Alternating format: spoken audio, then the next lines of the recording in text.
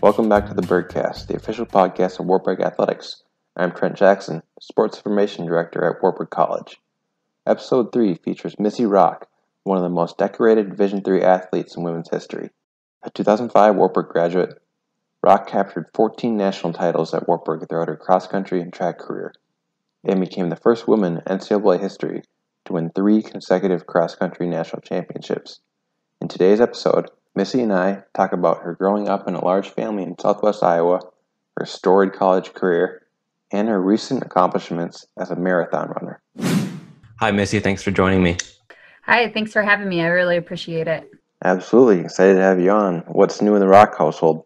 Not too much. I mean, of course, I think everybody's had new things happen with this pandemic, but I guess that we were lucky in the sense that we homeschool our kids already, so that their school didn't change for them. That has all stayed the same.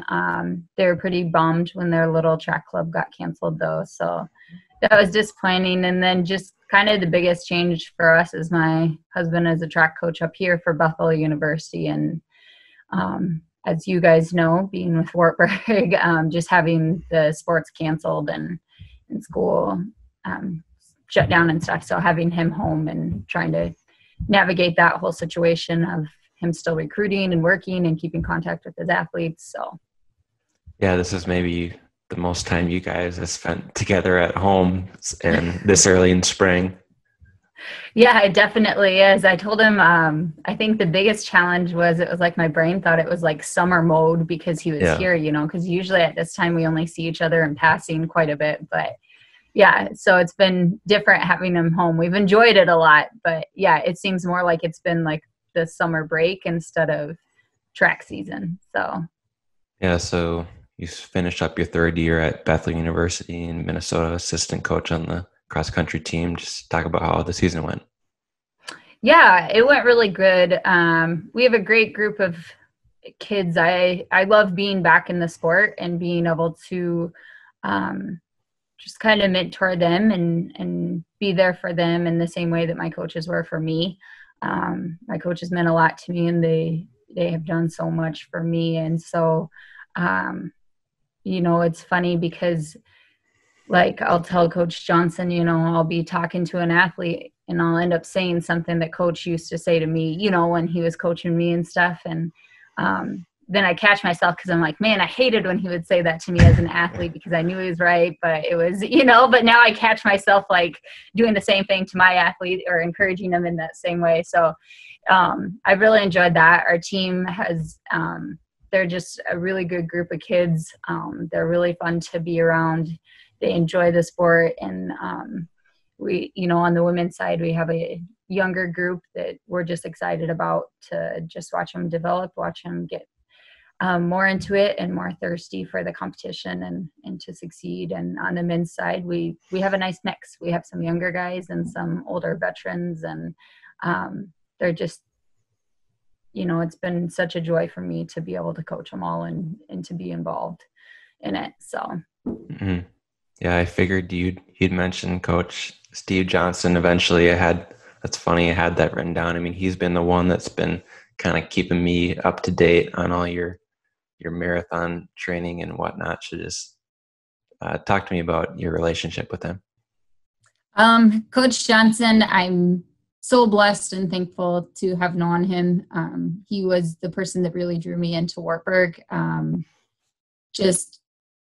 remember straight from the day, like, him recruiting me, I would receive all these like personal handwritten letters from him. He would call me, and I was a pretty shy kid to talk with like adults I didn't know very well. So I'm sure, because now I watch my husband recruiting, 17, 18 years old. And I always laugh because I'm like, I'm sure Coach Johnson, it was like pulling teeth to try to really carry on a conversation with me because, but, he's such a lovable guy. He's such a guy that's so easy to talk to. And so I just was really drawn to him. And I remember when he came down for a recruiting visit, and he was with my dad and I, and he had pulled out this spreadsheet and, was showing me like what his athletes had ran in high school to what they were running in college. And you could just, the things that I think really stuck out to me was like, this guy knows what he's talking about. He knows how to coach athletes. He knows how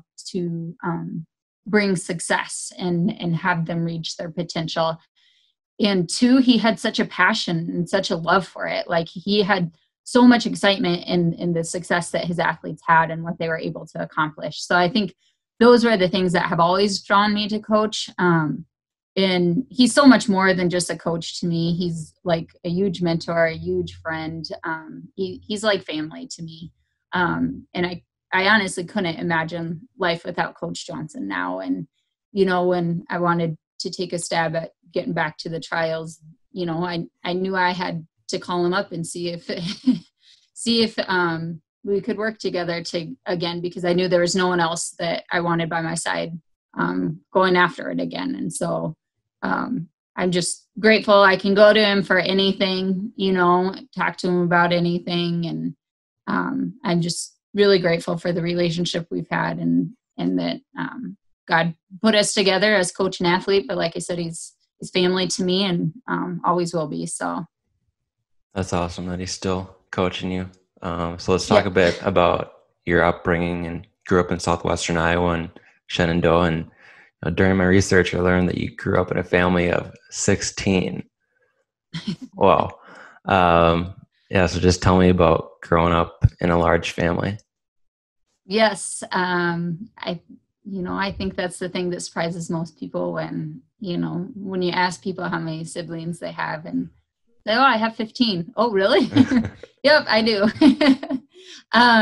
It was a lot of fun. I couldn't have imagined growing up in a different family.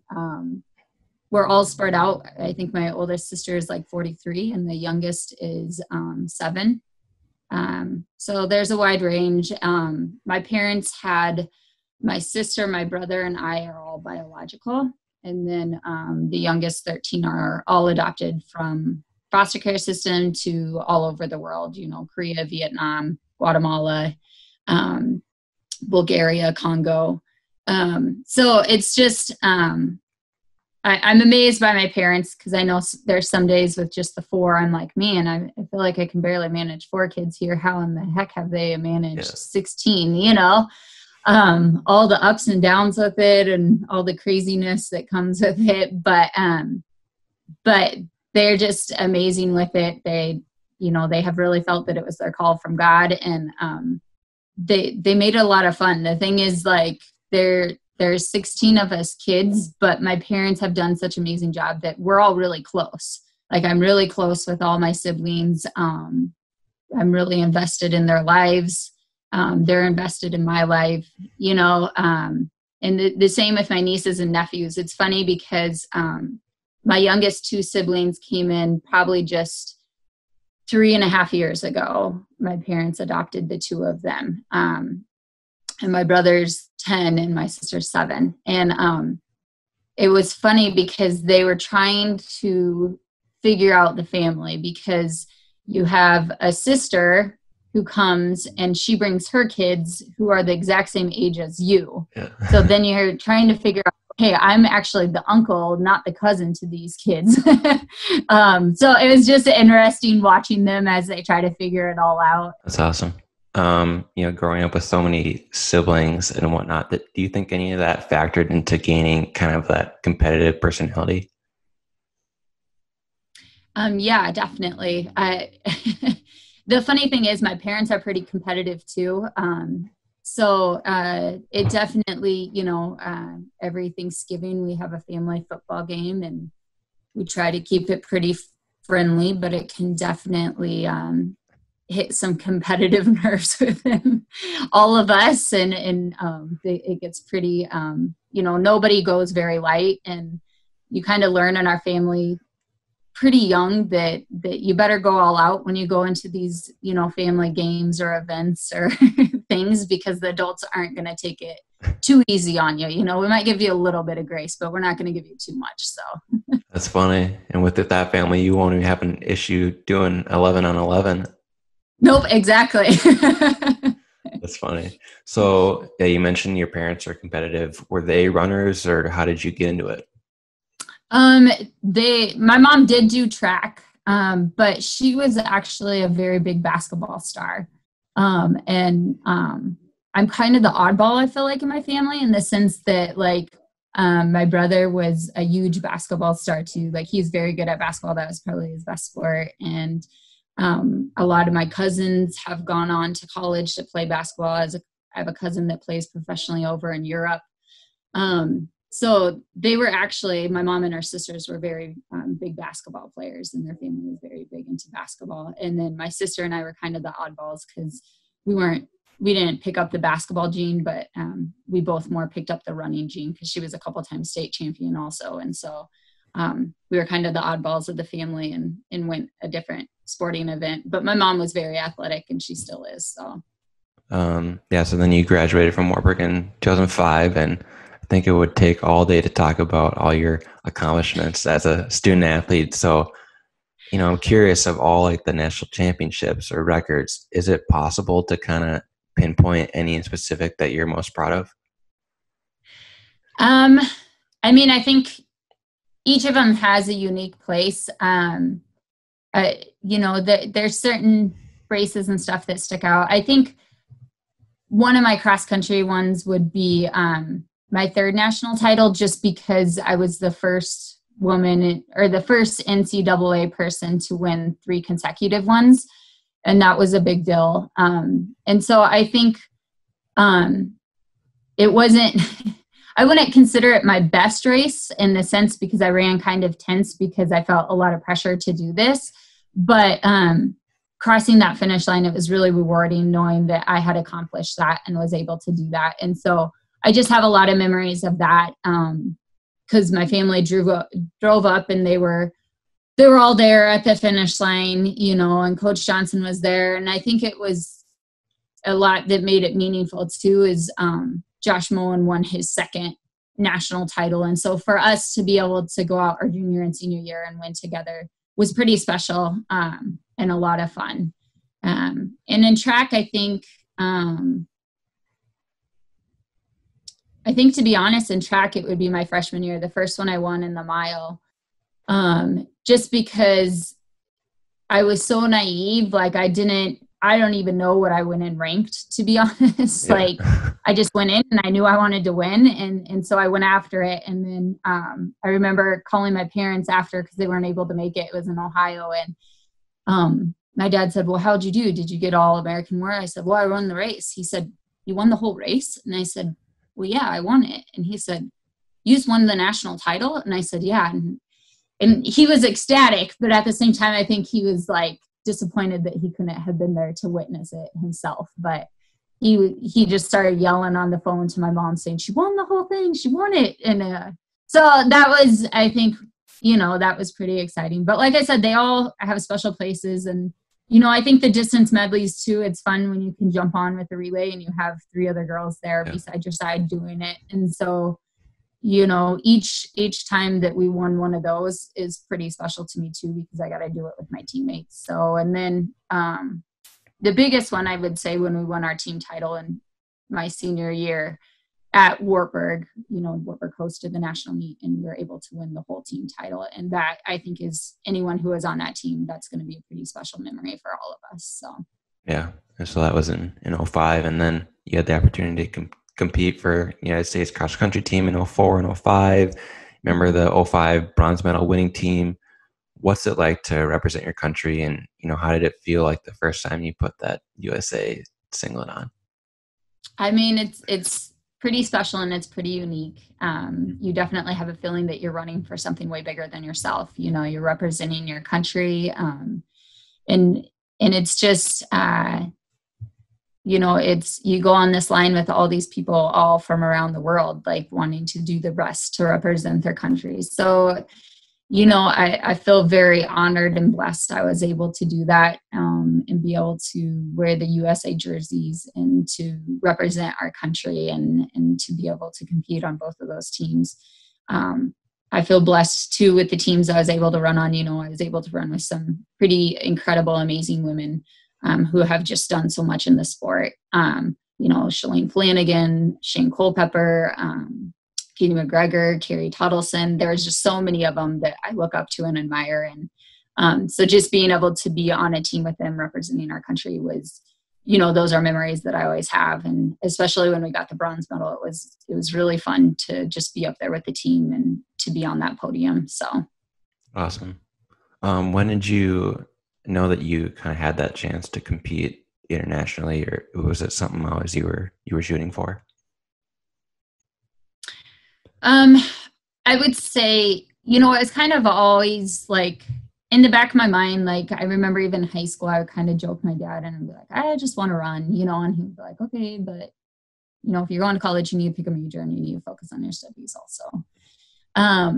And so I think it was, I just had such a passion and such a drive for it. It was something that was always kind of back in my mind, but I don't think it was till my sophomore year of college that I realized it could be something realistically that I could do, and I think it was like, oh, maybe I do have the talent to do this and to accomplish these things. And I'm really thankful for Coach Johnson and Newsom, because they're the ones who kind of helped me see that. And also to Wartburg, because at that time they went to the president and they said, hey, we've got Missy. I think it was after my sophomore year of cross country, I went undefeated. And I think I won like the national meet by over a minute or something. And so they knew that they had to find some competition to help me reach my full potential in it. And so at that point they had went to the president asking for support and being able to send me to some of the bigger meets to be able to race with more competition and stuff. And he was very supportive of it and loved the idea and wanted to see me reach my potential. And so him and I feel like the whole college kind of jumped behind me on that and were really supportive in it. And so that's when Coach Johnson started taking me out to, I think that winter I went and ran like club nationals for cross country in December. And I got into the race and I was up, once again, kind of naive. I wasn't paying attention to who was in the race. I just wanted to run and win. Like I hate losing, and I'm not always the best loser with stuff. But so, I just got out and got into the race. And at one point I know I was leading it, and coach kind of looked at my sister, because my older sister had flown out to be there with me, and he said, oh man, I wasn't expecting this. And she said, what? And he said, well, I kind of wanted Missy to lose. And she's like, well, why would you want Missy to lose? Like, and he's like, well, she can learn more if she loses, she just wins everything.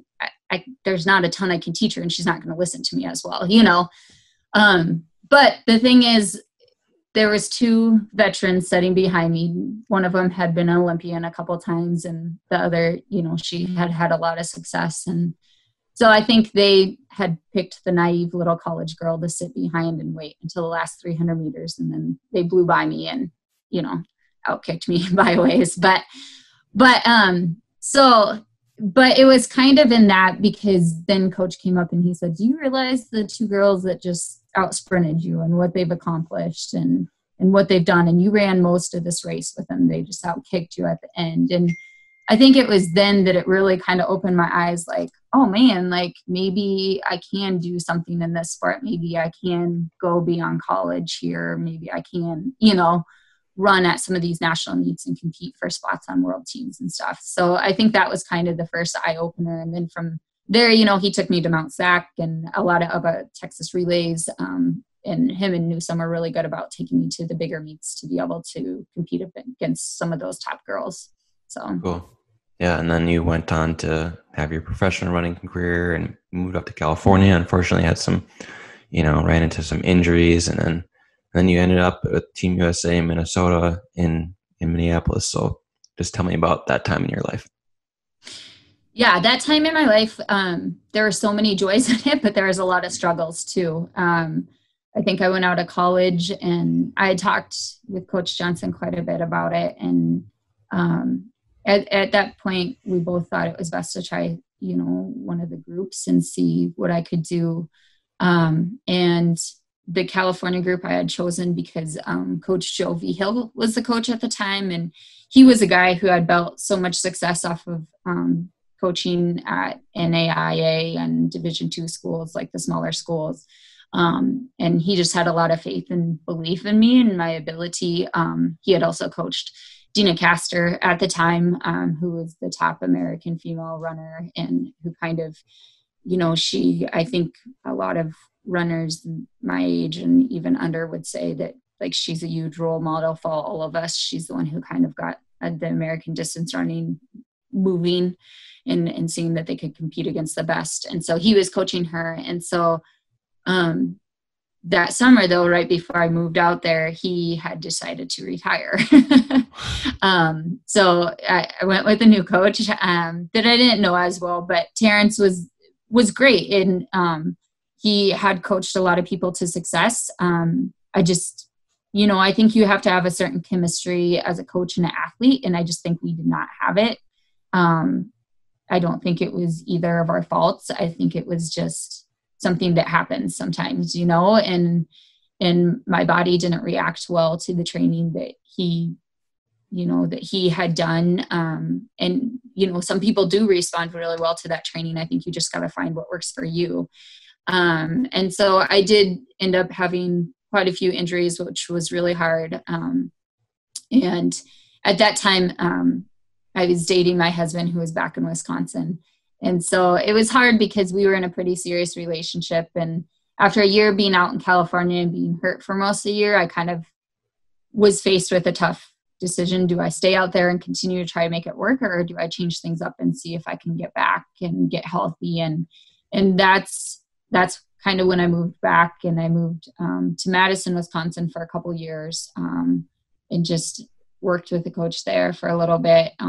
But unfortunately, right before I had left Mammoth, I had torn my labrum and had gotten misdiagnosed for about 2 years, which then had led into quite a few injuries for compensating for different stuff. And so, there wasn't a lot of success with running, and it was kind of watching my dreams fall apart with running. But, I think God works in mysterious ways, and he takes us through different challenges to help us grow in our faith, and also to take us on paths that maybe we wouldn't have gone if things are going perfectly. And that's when we jumped into, I think after, I finally got my hip diagnosed correctly, but it was just mentally, I was just kind of fried. I was just, constantly I would start getting into shape, and then another injury would hit, and then it was starting the whole process again. And so it was just, I was kind of tired, and I told my husband, I think I just needed to step away from it for a couple of years. And then God blessed us because we stepped into an adoption of our oldest daughter. And then we just kind of started a family. So I just kind of went down that trail for a while, raising my kids, and we've adopted 2 and have 2 biologically. And so it was hard. It was hard to walk away from running for a little while because it's a part of who I am. And I think God has given me a talent, and he's also given me a passion and love for it. But he's, in the last few years, he's brought that back, and I've been able to get healthy and reconnected with Coach Johnson and to go back after some of the goals and the dreams that I have had. So cool. I'm sure it was a much needed break. So we touched on it a little bit, but you've gotten back into the sport through marathon training. And this past fall at the Chicago Marathon, you qualified for the 2020 USA Olympic team marathon trials. How did that feel to accomplish that, since, especially since you kind of overcame some of those injuries that we talked about?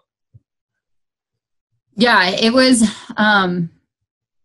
was very rewarding, and it was somewhat of a weight lifted off my shoulder. I think there have been years through like the injuries and stuff that I felt a lot of doubt in myself. And I was like, okay, did I really accomplish like what I did in college? Like, was I really that fast? Like, what happened to me? Just kind of all those doubts in myself. And I kept telling Coach, because I had done some marathons before, and I'm like, I don't feel like I'm running to my potential, Coach. I feel like I have so much more in me. And he said, you've got to get 100% healthy. He said, you had so many injuries, you have little, weaknesses and different things here and there. And so him and I had been talking off and on, and then it came in, I think, August 2018, I just had a foot that flared up really bad, and I ended up getting in with some doctors, and we found out that I needed surgery on the foot. I had a condition called Heglin's that was causing issues with my bursa and my Achilles. And so I had that surgery done in December of 18. And I remember calling coach after, because I had been in contact with him through the whole time. But I remember, or I think I sent him an email one night when I was setting up, and I said, Coach, I said, I really want to make the Olympic trials in the marathon. I believe I can do it. I know right now I can't even walk because I just had surgery, but I'm like, I know I can't do this unless I have you by my side. Like, I need you to just fully take over all my coaching, telling me exactly what to do. And him and I had talked about it before, and he was always hesitant because he couldn't be at my workouts, or, with me being in Minnesota and him being in Cedar Falls. Like, he was always a little hesitant. Well, I can't watch you on everything. And said, well, like, I just need you to, and he said, okay, if you listen to everything that I tell you, because in college I could be stubborn at times. So I said, you have to listen to what I tell you. And I said, okay, I will, and he said, the first thing is we have to get healthy. And he said, you have to be patient through this. You can't rush it. You can't jump back into running until I tell you can run, and so it was a long process to get back from that, but I'm so thankful I had coach's guidance in it, because he just, he was really patient and really waited for the time that he knew I was 100% ready to start running again. And so, we started a little running in April, but it wasn't really till June till I could start hitting some mileage again. And so I think June was the first time I hit like a 40-mile week again. And then we just kind of progressed from there. And he said our goal was Chicago Marathon. We were going to qualify at Chicago. And, he said, we're not going to, we're going to almost undertrain a little bit mileage wise, like not hit a bunch of mileage, because we didn't, still coming off of a surgery. We didn't know how the body was going to react. So I only got up to 65 miles a week before Chicago. And there were some times, like I remember in July, I ran like a 5K, and it was like, I think I ran like 19:03 or something like that. And I remember calling coach, and I'm like, how in the heck am I supposed to run 23 or 26.2 miles? I can't even run a 5K fast. Like, this is awful. Like, I'm supposed to run the marathon faster than what I just ran this 5K. And he said, you got to trust the process. Just stop talking. You're fine. He said, just trust me on this. Trust the process. We're going to take it one day at a time. That's it. You're just taking it one day at a time. We're not going to worry about this. And so it was just really, changing my mentality to that. Just what can I do today to get better? Okay, what can I do today to get better? And he just, he was really good about keeping me focused on that. And then I remember towards the end of August, like, workouts started changing. Like, I started running faster. I started feeling better. And then just from like August until the marathon, it was like, I was just constantly seeing drops within my intervals, within my tempos, like just feeling way better on runs, like, and hitting the mileage. And then the day of Chicago, it was just, I felt so good. Like, I think it was a blessing because my GPS watch just went like crazy. So I couldn't even really go off of it. So I literally just had to focus in on Phil, and coach kept pounding into my head, do not go out too fast. You have to, we're going to, hit the first half a little bit slower, and then we'll crank down the second half. And so it just, I didn't even realize it, but my husband was showing me the splits after, and like each 5K got faster from like the halfway point to right before the halfway point through the finish line. And it just, I felt so good. And it felt so nice to be able to run what I felt I was capable of running, and to feel like I was back and I was progressing, and I was able to do workouts that, I had done before in college. And I remember crossing the finish line and just having so many emotions, because it was just like, okay, I'm back. I can do this. Like, it wasn't a fluke what I did in college, Mm-hmm. I can still do this. I can still accomplish things and have fun with it. And it was fun too, to do it all with my kids, to watch, they would come out and do strides with me sometimes. And they would run half of the stride, and then they would line back up and wait for me to come back and do the second half. And so I was just grateful to do that. And then to have qualified for the trials, I was just really excited. I had been at the trials in '04 on the track, but to be back at the trials and just to be back in that atmosphere, I was really excited about it. And then once again, coach just, he added some new things in. We added up the mileage just a little bit, not much, 70, 75 miles. And it was just a lot of fun training with him again. I ended up getting a strength coach too at the training house in Egan, and he was really good too and very helpful with it all. And so I just, again, at the trials, it was just, it was so fun just to get in and compete, just to be in that atmosphere, just to be running and accomplishing things that I knew I could and that I was able to, and just to see the benefit of the workouts, to see the benefit of everything that you put into it come together. And I was just so thankful. Like, my whole family drove out, basically was out there. Coach Johnson was out there at a high school.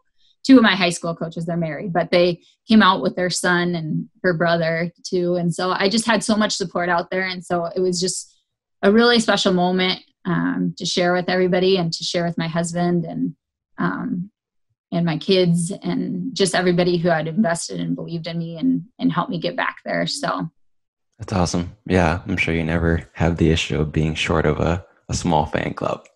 No, I don't. So then you moved on to those marathon trials in Atlanta in February, like we talked about, and then actually shaved off a couple minutes, PR time under 2 hours and 40 minutes. You finished 37th, nearly 400 female athletes. That's awesome. Were you just talk about, did that exceed expectations? It did, in a sense. I just didn't know, like, we knew I was in better shape than when I had gone into Chicago, but the trials course was very difficult. A lot of women who have more experience in the marathon had said it was one of the most difficult marathon courses they had been on. Oh, wow.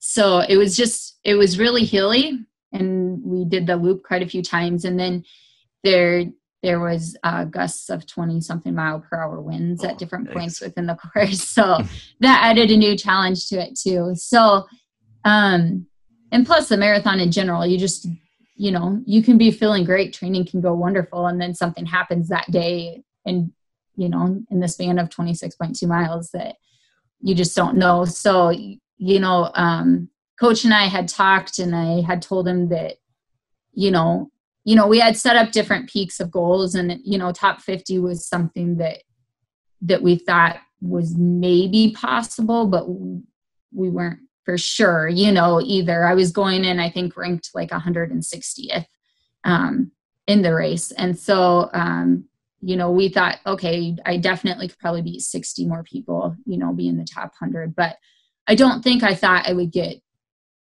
as up there as,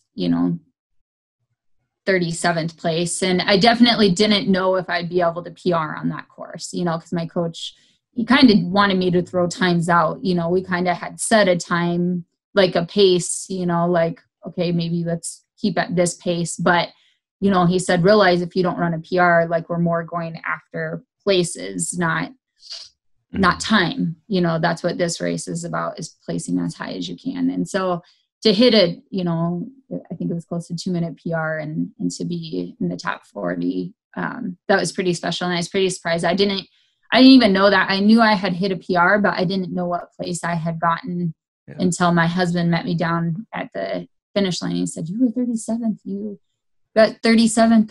And it was, I have to give all the credit to Coach Johnson. I give God all the glory, but Coach Johnson really, because I was in 200 and something place the first loop that we went around. And then just started building down. And he was the one who just kept saying, you've got to be really patient that first loop, because it was like an 8-mile loop. Because he said, people are going to get hyper, they're going to go out too fast, and then you're going to see people pay a price. And so it was really hard to be patient that first lap, because people just kept going by me. And I almost had to just like disengage into it. But then it paid huge rewards in the end, because once I started moving, no one ended up passing me back. And so it was, he had given me a really smart race plan. And so I'm thankful that he guided me in that way. Yeah, That's really cool. So, I mean, what's next? What's on the summer training agenda? What's the next goal? So Coach Johnson and I are in talks about that. The big goal for the next year is we want to see if I can get back into track shape and see if I can qualify for the track trials in the 10,000. Okay. It's been a long time since I've been in track shape. Yeah. I'm not going to age myself there and say how many years it's been, but it's been a while, so we don't know what to expect. But that's kind of the big goal within this next year, is to see if we can get the speed and be back on the track and to run a fast 10K and to qualify for the trials in the 10K. And so a lot of our planning will be based off of setting us up for that. So we're in talks right now of how important is it to, maybe try to run a faster marathon on a flatter course this fall, try to set an even bigger PR in the marathon. And how's that play into our goals of getting back into track shape? So, I definitely think I will probably do a marathon this fall.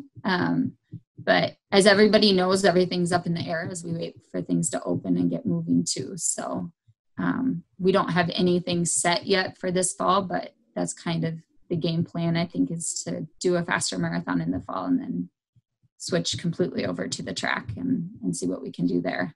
Cool. Yeah, well, that's exciting. I think we can kind of wrap up with some fun questions. Okay. I know it's kind of your thing to eat ice cream after a race. What's your favorite, or do you recall like a certain race where that ice cream just really hit the spot? I kind of like anything. I'm not a fan of chocolate ice cream, but okay. I like anything with like vanilla and caramel. Those are kind of my two things with ice cream, is I have to have caramel with it. I mean, I have to be honest, it was one of my favorite traditions of mine and Coach Johnson. So I remember my dad said he came out to the U.S. championships for track my sophomore year. I think it would have been 2003. And he said, he called my mom and he's like, they take her out for ice cream all the time. He's like, we're like going to like Cold Stone Creamery every night. And he knew it was something that Coach and I did all the time, but I don't think he realized like our obsession with making sure that we hit up the ice cream shops. That's hilarious. So. Okay. I'm curious, like I've heard some things like entering the pain cave or stuff like that. So when you're like marathon training, like how do you kind of fight that? Is there some kind of routine, or what are you thinking about in your head or mentality wise to get through some of that? Yeah, I think it switches off and on, but I do a lot of self-talk, like when the pain starts kicking in.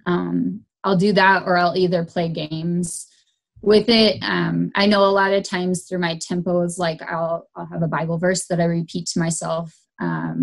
That just kind of helps me to get the focus off of me and just onto like continuing, like I can do this, I can finish this tempo.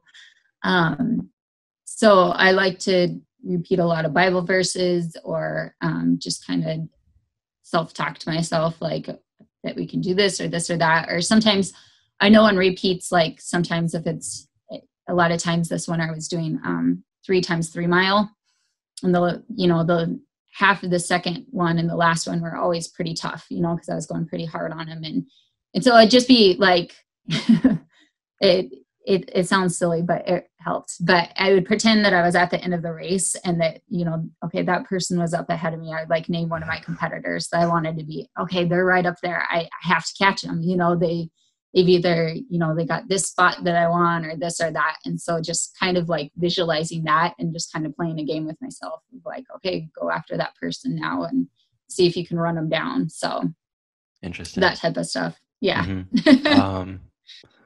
Last one, your favorite Wartburg College memory, if you can have one that stands alone. I don't know if I have a specific one that stands alone. I have a couple. Like one will be when we found out we had won the team title at Wartburg, and we all kind of rushed Coach Newsom and Johnson. That's a great memory for me. And then I think one of my favorite weeks every year in college was the cross country camp.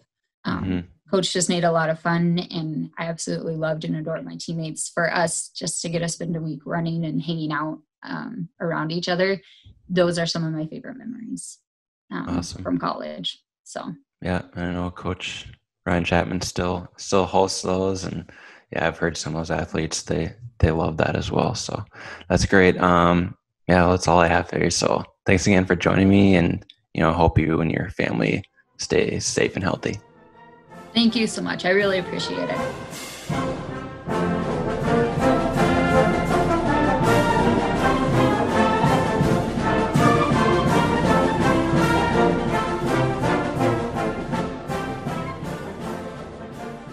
Thanks for tuning into the BurgCast. If you enjoyed the podcast, please do us a favor with a retweet at Wartburg Knights on Twitter or a share on Facebook. Check out the official Wartburg Athletics website at go-knights.net for all the up-to-date news and information, where you'll also find the latest podcast posted. Feel free to email me at trent.jackson@wartburg.edu with any feedback, and thanks again for listening.